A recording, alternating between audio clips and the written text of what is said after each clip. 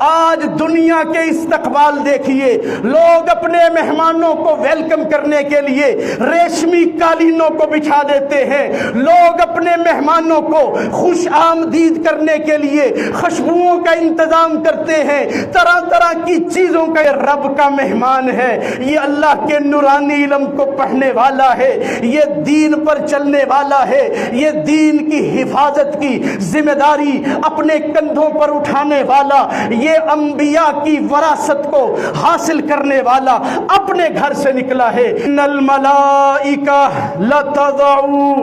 امام الانبیاء کی نبوت والی زبان ہے، رسول اللہ کا فرمان ہے، میرے نبی کا حکم ہے، میرے نبی کی حدیث ہے۔ آقا علیہ الصلوۃ والسلام فرماتے ہیں جو دین کا علم حاصل کرنے کے لیے، شریعت کا علم حاصل کرنے کے لیے اپنے گھر سے نکلتا ہے، وہ